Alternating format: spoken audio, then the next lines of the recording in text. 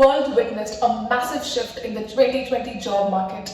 In fact, it has changed the work culture, the traditional corporate culture, drastically overnight. But a big question here is, are we really prepared for this sudden change?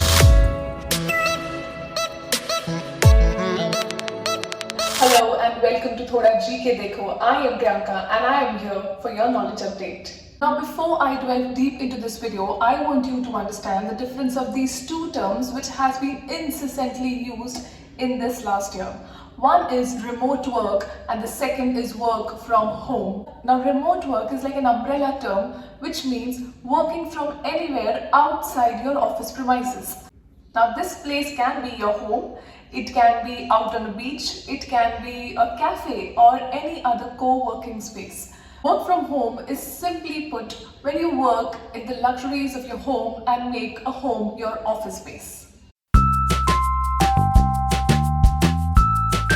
Now, as the facts say, majority of the workforce has already been working remotely. And the year 2021 doesn't bring any happy news. Employees working remotely is expected to double in this year. Giants like Twitter and Facebook are no exception. In fact, Twitter, based in San Francisco, asked its employees to work remotely indefinitely. And so is the opinion of the Facebook CEO. Now, remote work was very rare a decade ago. In fact, this privilege was only available to a handful of employees on some special arrangements. Moreover, remote work did not have a very good reputation because the employers or the bosses thought that working remotely might distract the employees even the more and they'll be far from their supervision. But not anymore. The perspectives have changed. Change is inevitable. And now, working remotely has become the new normal. In fact, a lot of productivity metrics are proof of the fact that remote work is working to an extent. Remote work means less office space. Many surveys predict that the need of huge physical office spaces will gradually become things of the past. In fact, completely remote companies with no headquarters will be the new norm. There'll be hybrid work environments. That means there can be a fine blend of working remotely and visiting the office premises. Like when the bosses decide to have face-to-face meeting or communication or any other brainstorming sessions, on fixed days the employees can be called to offices and rest of the days they can work remotely. Now, because many companies are allowing their employees to work remotely for an indefinite period or even permanently, employees now have a better location freedom. So fleeing cities with high cost of living to find more space to spread out, they have more real estate choices than ever. The technology used. Thanks to the ever-evolving technology like Google Hangouts, Zoom, Skype, FaceTime, Slack, there's so many and it's constantly evolving and hence it makes the productivity at work so effortless. Remote workers have also proved to be more effective and productive. With fewer interruptions, more focused time, less distractions, choice of work environment, and of course an environment free of office politics. The dark cloud of this pandemic has come like a silver lining, especially to the doting parents. The parents who are into pre and postnatal care, both the mothers and fathers have reported to be more productive in this time and have also reported to have strived a better work-life balance. It's now possible for them to engage more with their kids and be more satisfied with their job. Remote work is environmentally friendly. There's no doubt that it has reduced the deforestation rates, slowed the air pollution, and improved the quality of water all over the world. And this was mainly possible because of reduced traffic congestion and pollution due to commuting.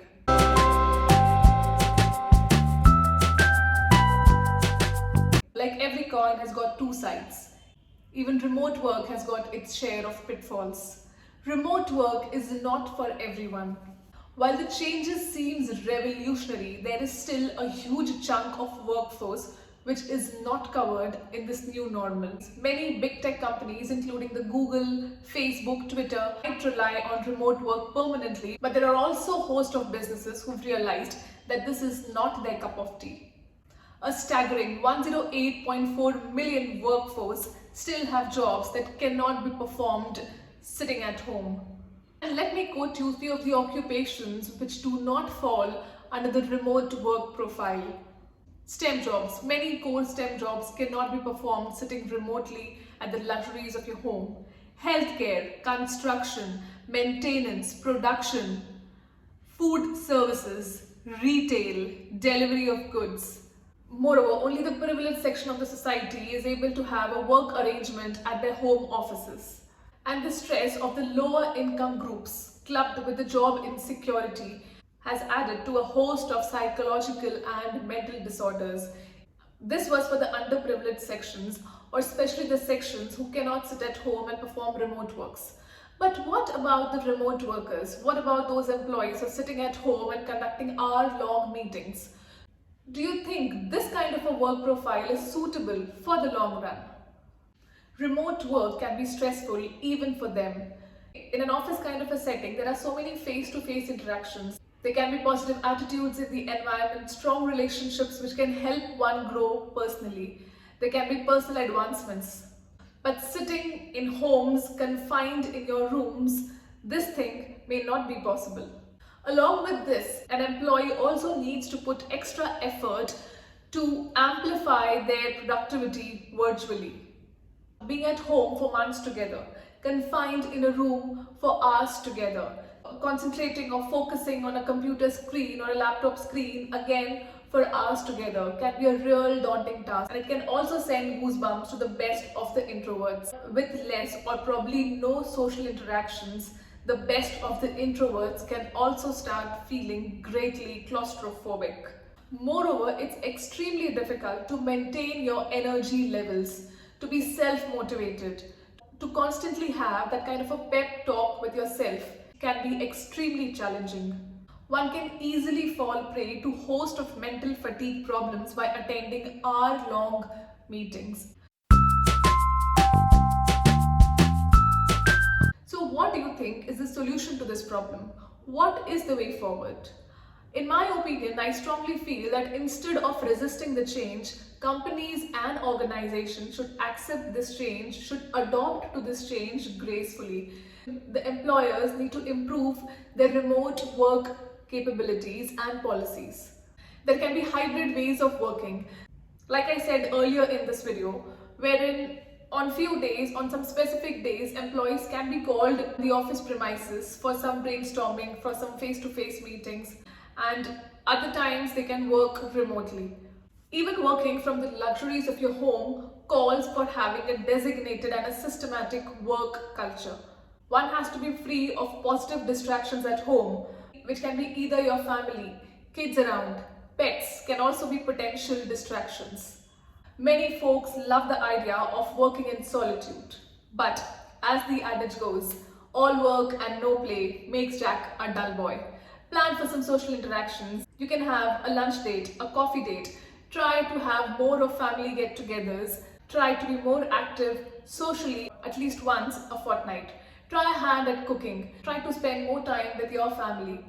Your brain needs refreshment.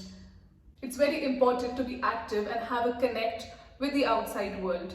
What's your experience at work? How long have you been working remotely? Or are you bearing the brunt of one of those who do not fit in this profile of remote work?